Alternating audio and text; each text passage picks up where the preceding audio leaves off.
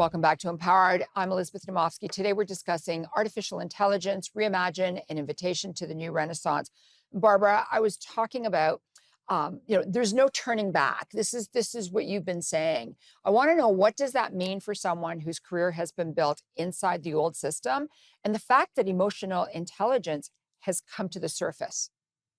Yeah, well, I mean, my career was built inside the old system. Anybody that followed the rules, I went and did my Bachelor of Commerce. I did my CFA designation. I actually built Brady Capital Research over the last 15 years. But anybody that's been built inside that old system, we're facing the problem because intelligence is becoming abundant. The price of it is being driven to zero, and there's nothing we can do about it. So, my thesis is that people right now need to start planning their plan B. You don't quit your job right now. Hold on to your job for as long as you can. That's my advice. But the reality is that in the next couple of years, you'll get the axe. And the problem is there might not be another job to go to, which hasn't been the case in the past. So that's what I did with Reimagine is like, what's the plan B? And I think what people have to do is they have to build their own business, because what AI will enable us to do is be build our own unicorn.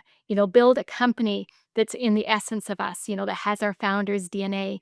And that it has to be physical based though. It has to be about a physical based goods, services, or experience, because it has to be something that won't be replaced by AI.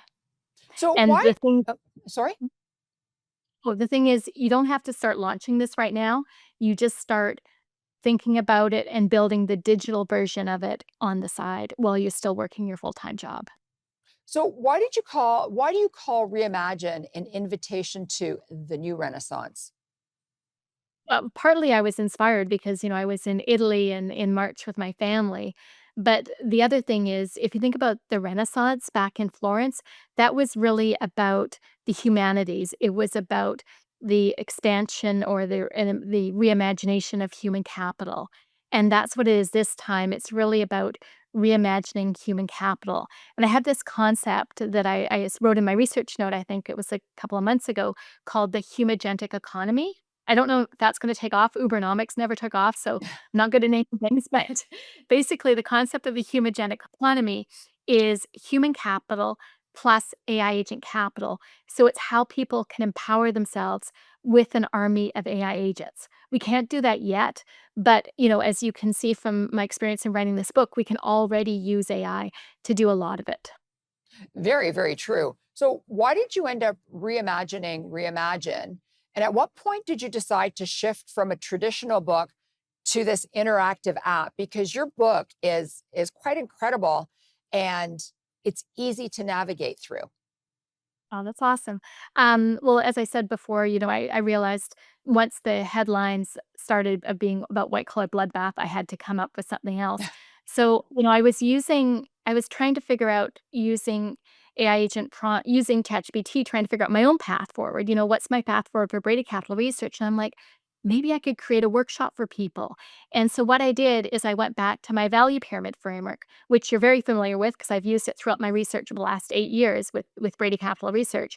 So about customer capital, structural capital, and economic capital. And I built the whole workshop around that. And it's really, really powerful. And then in terms of creating transforming it, I decided to transform the book into an app because at the beginning of this year, my husband started vibe coding. And vibe coding is basically like prompting ChatGPT, but you're prompting a coder and the thing codes for you. It's amazing. So he came up with that idea at the end of May. He's like, hey, Barb, why don't we see if we can reimagine your book as an app? And I'm like, oh, that's cool because I've never seen that before. Yeah. So that's what it's the last 3 months he's been working, and it's been a little bit stressful at times, but he's basically created that beautiful app that you saw, and it's interactive. And we're adding in what's really cool is we're adding in audio narration too. And then there's a video of me at the beginning of the book talking for three minutes with the introduction. And it's wild to think about how you can reimagine everything.